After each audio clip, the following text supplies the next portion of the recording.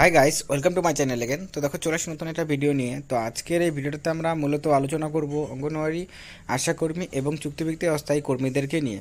তো বিশেষ করে এখানে যে বিষয়টা উঠে আসছে সেটা হচ্ছে যে অঙ্গনওয়াড়ি কর্মীদের যে এখন বেতনক্রমটা দেওয়া হচ্ছে, তোমরা সবাই জানো যে সেক্ষেত্রে 9,000 টাকা করে দেওয়া হচ্ছে। কারণ রিসেন্টলি কিন্তু তোমাদের যে বেতন সেখানে 750 টাকা এবং 500 টাকা করে বেতন বৃদ্ধি করা হয়েছে রাজ্য সরকারের তরফ থেকে।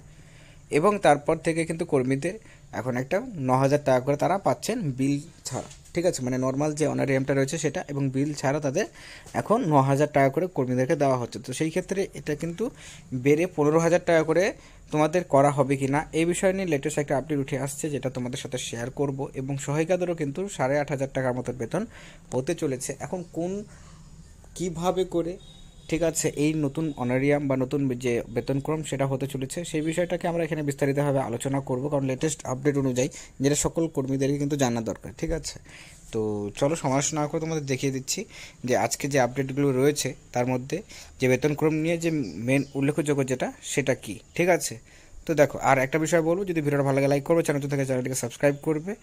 তো চলো সময় না করে মেন বিষয়টা ভিডিওতে আলোচনা করা যাক। প্রথমত যে বিষয়টা সেটা হচ্ছে যে কর্মীদের যে অনারিয়াম 9,000 থেকে 15,000 টাকা, তখন তোমরা জানো যে কেন্দ্র সরকারের দ্বারা কিন্তু অনারিয়াম বৃদ্ধি করার যে বিষয়টি সেটা কিন্তু একটা গুরুত্বপূর্ণ স্টেপের রয়েছে। কারণ হচ্ছে এখানে ব্যাপারটা কি, যে রিসেন্টলি যে বাজেট পেশ করা হয়েছিল, যেটা নিয়ে আমি তোমাদের আগেও জানিয়েছি যে ইন্টেরিয়াম বাজেট মানে যে কোনো, যেটা আমি আগেও তোমাদের জানিয়েছি যে জিনিসটাকে রিপিট করার কোনো মানে হয় না। তো ইলেকশনের পর যে কোনো পলিটিক্যাল পার্টি সরকার গঠন করুক না কেন, সেই সরকার গঠন করার পর তাদের কিন্তু আবারও একটা বাজেট পেশ করতে হবে সেই পার্টিকুলার মানে রিমেনিং যে টাইম পিরিয়ডটি রয়েছে সেই টাইম পিরিয়ডটার জন্য। তো সেই ক্ষেত্রে আমরা দেখেছি যে ইন্টেরিয়াম বাজেটের পর পার্লামেন্টে যে মেম্বার অফ পার্লামেন্টরা রয়েছেন তারা কিন্তু বারবার একটা বিষয় নিয়ে পার্লামেন্টে কথা উঠিয়েছেন যে কর্মীদের অনারিয়ামটা বৃদ্ধি করতে হবে। এবং এই ক্ষেত্রে তাদের যে ডিমান্ডগুলো রেখেছেন যে অনারিয়াম ডাইরেক্টলি 15,000 টাকা করে করতে হবে। কারণ আমরা জানি যে সবচেয়ে হাইয়েস্ট এখন পর্যন্ত কিন্তু কর্মীদের যে বেতন অল ওভার ইন্ডিয়ার মধ্যে হাইয়েস্ট কিন্তু 14,000 টাকা করে দেওয়া হচ্ছে। তো সেই ক্ষেত্রে 14,000 টাকার নিচে তো আর বেতন ক্রম আর হওয়ার সম্ভাবনা নেই। তো সেক্ষেত্রে বৃদ্ধি করে তোমাদের কিন্তু 15,000 টাকা করে বেতন করা সম্ভব, তারা কিন্তু ডিমান্ড রেখেছে। এখন দেখার রয়েছে যে এটা আদৌ সম্ভব কি না। তো দুটা প্রসেসে সম্ভব, সেটা এখন যে লেটেস্ট আপডেটটা পাওয়া যাচ্ছে সেটা হচ্ছে পে কমিশন নিয়ে।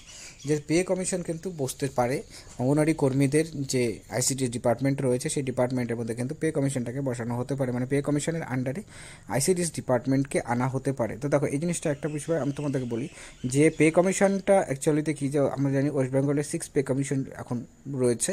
তো সেক্ষেত্রে 7 পে কমিশন বা 8 সেন্ট্রাল গভর্নমেন্টের 8 পে কমিশন কিন্তু বসানোর কথা ভাবছে। তো সেই ক্ষেত্রে 7 পে কমিশন বসলে পরেও বা 6 পে কমিশন বসলেও কিন্তু 1 লাফে কর্মীদের বেতনটা অনেকটা বৃদ্ধি করবে। কারণ পে কমিশনের আন্ডারে নিয়ে আসাটা মানেই হচ্ছে যে যে কোনো গভর্নমেন্ট জবে আমরা দেখি যে কর্মীদেরকে যে গ্রুপ ডি পোস্টে হোক, যেই পোস্টে হোক না কেন, স্টার্টিং স্যালারি কিন্তু 21,000 টাকা বা 18-19,000 টাকা থেকে স্টার্টিং হয়। তো সেই তেমনই কিন্তু কর্মীদেরও বেতনটা সেক্ষেত্রে পরিবর্তন হয়ে সরাসরি 15,000 টাকা করার কথা কিন্তু বলা হয় এখানে হচ্ছে। আর যাই হোক, তো এই নিয়মে কিন্তু কর্মীদের 15,000 টাকা করার সম্ভাবনা রয়েছে। এটা 2024-এর মধ্যে ইমপ্লিমেন্ট হলে 24-এর মধ্যেই কিন্তু ইমপ্লিমেন্ট হওয়ার সম্ভাবনা প্রচণ্ড। আর দ্বিতীয়ত রইল যে কর্মীদের কিন্তু এই জায়গাতে যে সহায়িকারা রয়েছেন তাদের কিন্তু 8,500 টাকার মতন হতে পারে। কারণ শুধুমাত্র অঙ্গনারী কর্মী না, অঙ্গনারী সহায়িকাদেরও কিন্তু এখানে বেতনটা বৃদ্ধি করার কথা আমরা যেটা জানতে পারছি। তো সেই ক্ষেত্রে সহায়িকাদের এবং শুধুমাত্র সহায়িকা নয়, আশাকর্মী, অস্থায়ী কর্মী এবং চুক্তিভিত্তিক যে সমস্ত কর্মীরা রয়েছেন সকলেরই কিন্তু এই সিস্টেমের আওতায় আনার সম্ভাবনা রয়েছে, যে ক্ষেত্রে